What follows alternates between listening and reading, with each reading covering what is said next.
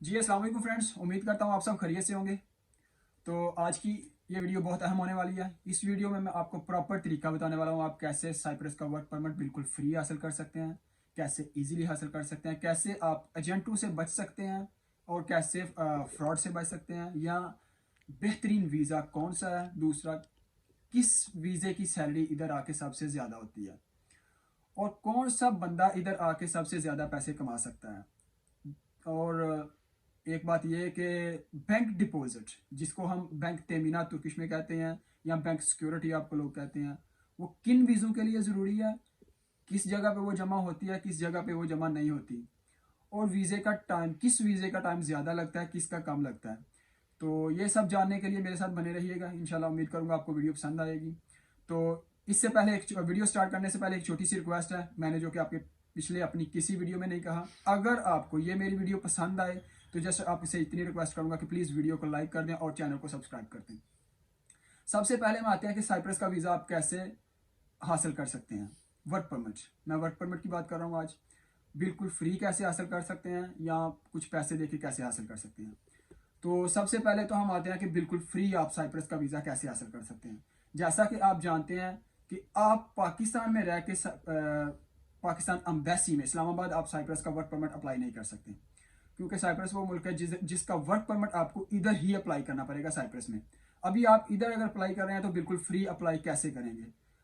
इसके लिए बेहतरीन हाल है कि आप क्योंकि हर कंट्री में कंपनीज होती हैं, उनकी वेबसाइट्स होती हैं, तो आप किसी कंपनी में इधर साइप्रस की जो कंपनियां हैं उनकी वेबसाइट पे जाएं, जो आपके अंदर स्किल्स हैं, जो आपकी सीवी है, उन बंदों को सेंड करें, उनके बॉस को सेंड करें, या जो भी असिस्टेंट है, सेक्रेटरी है, जो भी है, उससे बात करें, उसको बताएं कि मैं ये काम जानता हूँ, ये काम कर सकता हूँ। तो आपने उसे सेटिस्फाई करना है, मतलब अपनी तरफ माइल करना है कि वो बंदा एग्री हो जाए कि आपको वीज़ा देने के लिए। ये काम थोड़ा मुश्किल है, लेकिन इस काम से आपके बहुत ज़्यादा पैसे बच जाएंगे। अगर आपको वो लाइक करते हैं, आपकी स्किल्स, आपका काम, वो आपसे बाद में वीडियो मांगेंगे, सीवी मांगेंगे, आपने उनको देना सब कुछ जो वो आपसे मांग रहे हैं। अगर आपको उन लोगों ने आपको लाइक कर लिया तो इसका मतलब है कि आपका वीज़ा फ्री ऑफ कॉस्ट है, वो आपको टिकट तक भी सेंड करेंगे। ऐसा हो चुका है, बहुत ज़्यादा तो नहीं, लेकिन कुछ लोगों ने ऐसा ट्राई करके ऐसा वीज़ा हासिल किया है। तो सबसे बेस्ट हल यही है कि आप अगर बिल्कुल free visa, free of cost इधर साइप्रस में ट्रैवल करना चाहते हैं तो यही ऑप्शन है। दूसरा है कि अगर एजेंटों के फ्रॉड से आप कैसे बच सकते हैं, एजेंटों के चक्कर से आप कैसे बच सकते हैं, या अगर आप किसी बंदे को नहीं जानते, फॉर एग्जांपल अगर आपके साथ कोई फ्रॉड कर रहा है, आपसे कहता है कि मुझे इतने पैसे दो, मैं आपको साइप्रस का वीज़ा देता हूँ, तो उनसे बचने का तरीका ये है कि अगर कोई बंदा, क्योंकि इधर जो साइप्रस के वीज़े का टोटल खर्चा है, मैं बहुत ज़्यादा लोग मुझे क्वेश्चन करते हैं कि आप एक फिक्स प्राइस नहीं बताते। लास्ट टाइम एक बंदे ने कमेंट गलत भी, थोड़ा मुझे डिस्टर्ब लगा, अच्छा नहीं लगा वो कमेंट। लेकिन क्योंकि आप लोगों का हक है, आप कैसे किसी तरह का भी कमेंट कर सकते हैं अगर मेरी कोई बात अच्छी नहीं लगती। तो उस बंदे ने ये कमेंट किया था कि आप क्यों वीज़े की फिक्स प्राइस नहीं बताते। तो ये मेरे हक में नहीं है, मैं आपको कैसे बता दूं। मैं अपनी बेशतर वीडियो में बता चुका हूं कि ये डिपेंड है कि किस बंदे से आप वीज़ा ले रहे हैं। लेकिन जो साइप्रस का वीज़ा है वो बिल्कुल फ्री भी मिल सकता है और 1000 यूरो में भी आपको मिल सकता है। साइप्रस के वीज़े की जो टोटल प्राइस है वो 1000 यूरो है, या इसके प्लस 200 यूरो और कर लें, 1200 यूरो कर लें। वो जो बंदा वीज़े का प्रोसेस करता है, मुहासबी जिसे कहते हैं, उसकी फ़ीस होती है। अभी आपने, अगर आप आपको लग रहा है कि कोई बंदा मेरे साथ फ्रॉड ना करे, तो मैक्सिमम अगर कोई बंदा आपसे बोलता है कि मुझे इतने पैसे दो, इतने दो, आप ना दें। फर्स्ट ऑफ ऑल तो अगर आप किसी बंदे को जानते नहीं, उसके फैमिलीज को नहीं जानते, या बंदे का कोई ठिकाना नहीं जानते, तो उस बंदे से आप मेरे ख्याल से आपको वो काम नहीं करवाना चाहिए। अगर कोई बंदा आपके जानने वाला है तो उसको भी सबसे ज्यादा अगर आप पैसा दे रहे हैं तो 1200 यूरो दें। कोशिश करें कि वो आपका 1000 यूरो में काम करे, क्योंकि बैंक सिक्योरिटी, जो बैंक तेमीनात है, वो 1000 यूरो होगी। तो आप उसको 1000 यूरो में माइल करें। जब आपका वीजा आ जाए, जो भी आपकी कीमत डन होगी उसको बाद में दे देना। दूसरी बात, अगर वो बंदा आपसे फ्रॉड कर रहा है तो आपको लग रहा है कि ये बंदा हमारे साथ गेम ना करे, जब आप उसको पैसे दें, बैंक में दें या चेक में दें, जैसा भी आपने पेमेंट करनी है, जैसे आपको मुनासिब लगता है, सूटेबल है, लेकिन उसी वीक 1-2 दिन के अंदर अंदर उसे बोले मुझे बैंक तेमीनात का पेपर चाहिए। अगर उसने वो आपको लेटर दे दिया, बैंक का लेटर होता है, उसके ऊपर बैंक का नाम भी लिखा होता है, बैंक का नल्प होता है, स्टैंपें होती हैं उसके ऊपर, सिग्नेचर सब कुछ होता है। बहुत लोग फेक भी सेंड कर देते हैं, मैंने काफ़ी सारी तस्वीरें मुझे रिसीव हुई हैं ऐसी, कुछ लोग फेक कर देते हैं। तो अगर वो आपको सेंड कर देता है तो इसका मतलब है कि आप किसी के साथ गेम नहीं कर रहा, फ्रॉड नहीं कर रहा, उसने अपना प्रोसेस शुरू कर दिया हुआ है। तो दूसरी तीसरी बात, बेहतरीन वीज़ा कौन सा है या किस वीज़े की सैलरी आपको सबसे ज़्यादा मिलेगी। जो बंदा जिस काम को जानता है, जिसकी उसको महारत है, जिस काम का वो मास्टर है, अगर वो बंदा वही वीज़ा लेके साइप्रस में आता है, इवन वो कोई भी वीज़ा है, उस बंदे की इधर सैलरी, उसकी वैल्यू सबसे ज़्यादा होगी। इवन नॉर्मल बंदे, फॉर एग्जांपल अगर कोई बंदा मैं अपनी एग्जांपल ले लूँ, अगर मैं कोई टाइल मार्बल का काम जानता हूँ, तो अगर मैं साइप्रस में आना चाहता हूँ तो मैं टाइल मार्बल का वीज़ा लेके आऊँगा, तो मेरी कीमत, मेरी वैल्यू, मेरी सैलरी ज़्यादा होगी। इवन अगर मैं एल्यूमिनियम का लेके आ जाऊँ तो मुझे, मेरा वीज़ा भी नहीं होगा, 100 से 90% होंगे कि मुझे मेरा वीज़ा भी ना लगने के चांसेस 90% होंगे। क्योंकि अगर उन्होंने एल्यूमिनियम का कारीगर मांगा, एल्यूमिनियम का मास्टर मांगा है, तो कोई बंदा एजेंट अपने पैसे के लिए अगर उनको टाइल का, मार्बल का दे देगा, तो इसमें बंदे को तो पता ही नहीं, लेकिन कंपनी ने जो मांगा है उसको वो नहीं मिला, तो बंदे का वीज़ा नहीं लगवाएंगे। मोस्टली ऐसा होता है। तो सबसे बेस्ट है आप अपने बंदे से कंफर्म करें कि भाई हमारा वीज़ा किस चीज़ का है, मैं फलां काम जानता हूँ, मेरा मस्ट वीज़ा उसी काम का हो। तो अगर आप उसी काम पे आते हैं, उसमें आपकी वैल्यूज भी ज़्यादा होंगी, आपकी सैलरी भी ज़्यादा होगी, आपकी कदर भी होगी। लेकिन अगर आप उस काम पे नहीं आते तो उनको जब जी चाहे वो आपको छोड़ दें, पिक कर लें, ड्रॉप कर दें, वो उन पे डिपेंड है। तो दूसरा बंदा है कि कौन सा बंदा, ये तकरीबन इसी में आ गया है कि कौन सा बंदा इधर आके सबसे ज़्यादा पैसे कमा लेता है। ये इसी में है कि वही बंदा कारीगर होना चाहिए, इवन वो एल्यूमिनियम का कारीगर है, टाइल मार्बल का है, या बिल्डिंग लाइन का किसी और का है, ऑटो मैकेनिक है। मतलब अगर उसके पास कोई भी हुनर है तो वो वही वीज़ा लेके इधर आए। उस बंदे का इधर आके उसकी सैलरी भी ज़्यादा होगी, उसकी वैल्यूज़ भी होंगी, उस कंपनी उसकी कदर भी करेगी। अगर आप किसी काम के मास्टर हैं और लेकिन वीज़ा किसी और का है, तो फिर आके आपको इधर जलील होना पड़ेगा। अभी आ जाते हैं कि बैंक डिपॉजिट, जिसको हम बैंक तेमीनात या बैंक सिक्योरिटी कहते हैं, किन कंपनियों को पे करनी पड़ती है या किस वीज़े के लिए पे करनी पड़ती है। फर्स्ट ऑफ ऑल, जिन लोगों को पे करनी पड़ती है, कुछ लोग कहते हैं कि भाई जो बिल्डिंग लाइन का वीज़ा है उसमें बैंक तेमीनात नहीं है। अगर आपकी कंपनी, जिस कंपनी में आप आ रहे हैं, अगर वो कंस्ट्रक्शन के नाम से रजिस्टर्ड है लेकिन वो और भी काम कर रही है।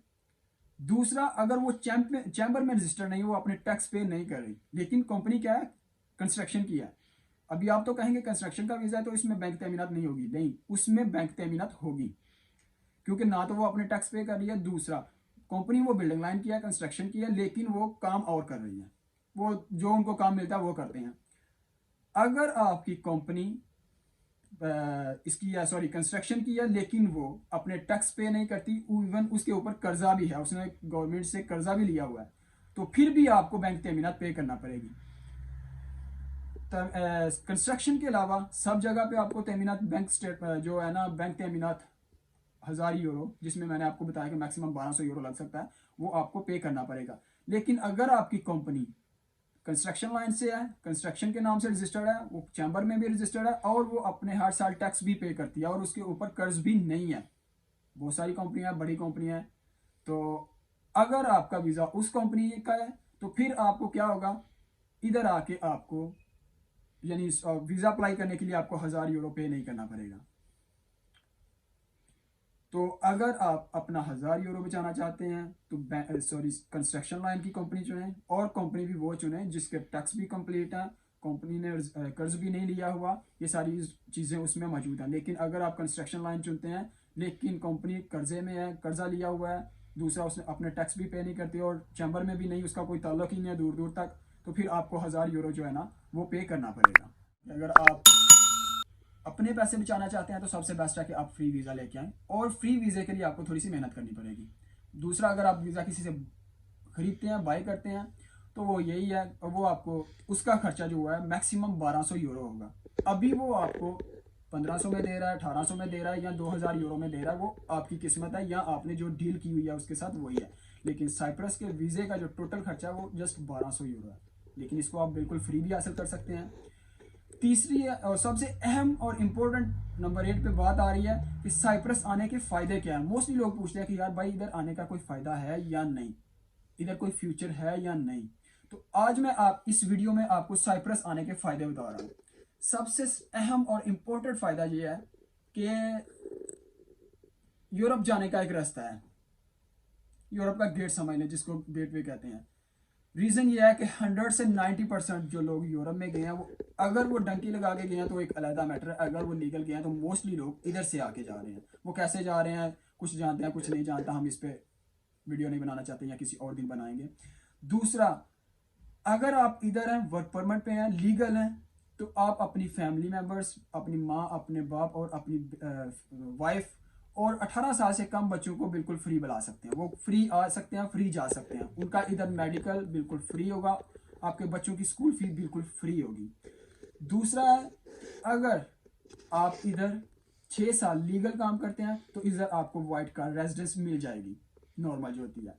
लेकिन अगर आप 18 साल, जैसे पाकिस्तान आर्मी करती है, या मुझे ज़्यादा इलम नहीं है दूसरे मुल्कों की आर्मियों का, लेकिन पाकिस्तान का इलम है, अगर आप 18 साल इधर काम करते हैं लीगल तरीके से और आपकी एज 55 से अप हो गई है, मतलब 56 हो गई है या इससे ज़्यादा है, तो उस टाइम जो इधर की बेसिक सैलरी होगी, गवर्नमेंट आपको हर मंथ वो सैलरी पे किया करेगी।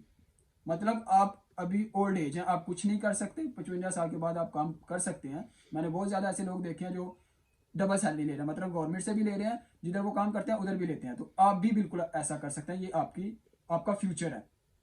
फ्यूचर ये है कि आपके बच्चे की तालीम इधर बिल्कुल फ्री है, मेडिकल आपका फ्री है, आपकी फैमिली का फ्री है। दूसरा, अगर आपकी एज 55 से अबव हो गई है और आपने 18 साल इधर लीगल काम किया है, तो आपको गवर्नमेंट पर मंथ सैलरी देगी। इवन आप इधर हैं या आप इस उम्र में पाकिस्तान है, लेकिन आप 18 साल इधर काम करके गए हैं, अगर आप पाकिस्तान भी चले जाएंगे तो आपका फॉर्म फिल होगा और गवर्नमेंट हर मंथ आपकी जो सैलरी होगी, जितनी उस टाइम की फिक्स सैलरी होगी, वो गवर्नमेंट आपके अकाउंट में डालेगी।